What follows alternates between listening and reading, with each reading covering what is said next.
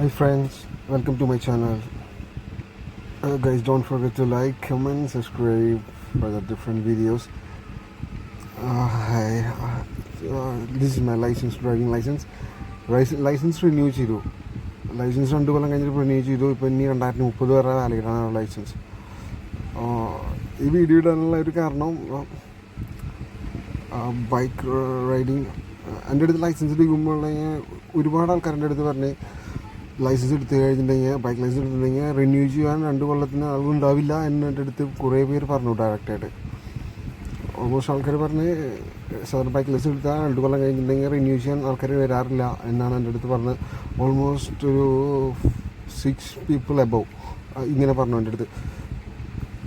എനിക്കങ്ങനെ അത്ര പേടിയുള്ളൊരു കൂട്ടത്തിലുള്ളതുകൊണ്ട് ഞാൻ ലൈസൻസ് എടുത്തു. ഇപ്പോൾ 2 കൊല്ലം കഴിഞ്ഞു. I M giving this video for the people who told me that risk ആണ് ഡ്രൈവിംഗ് ലൈസൻസ് എടുക്കുന്നത് ദുബായിൽ ബൈക്കിൻ്റെയൊക്കെ.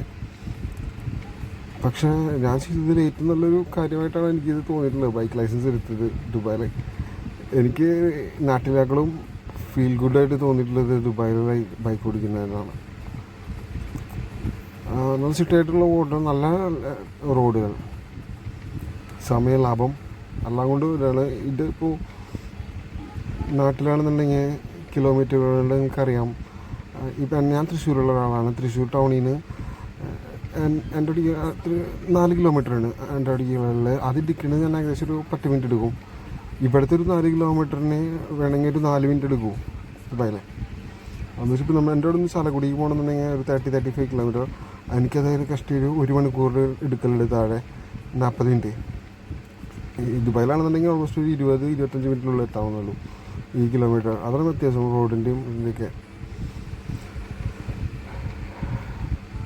ലൈസൻസ് എൻ്റെ അടുത്ത് മലയാളികൾ മാത്രമല്ല പലരും എൻ്റെ അടുത്ത് പറഞ്ഞ് 2 കൊല്ലം തയ്ക്കൂ അങ്ങനെ പേടിപ്പിക്കുക ആൾക്കാരെ. നമ്മുടെ ജീവിതത്തിൽ നമ്മുടെ കാര്യങ്ങൾ ആൾക്കാരുടെ അടുത്ത് ഷെയർ ചെയ്യുമ്പോൾ ആൾക്കാർ പറയുന്ന കമൻസാണിത്. Maybe he may be jealous or he may be caring about me.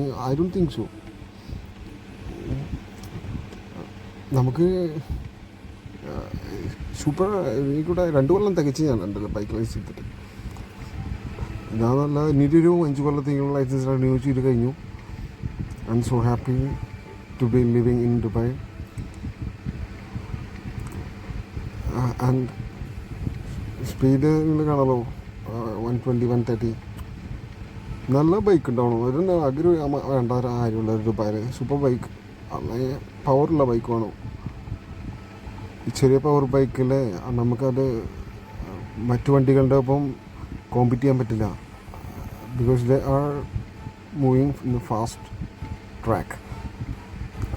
ഈ പൾസർ അങ്ങനത്തെ വണ്ടികൾ സാധാ 150, 160, 200 വരെയുള്ള വണ്ടികൾ, താഴെയുള്ള വണ്ടികളൊക്കെ നമ്മൾ കണ്ടിന്യൂസ് സ്പീഡിൽ പോകുമല്ലോ ദുബായിൽ.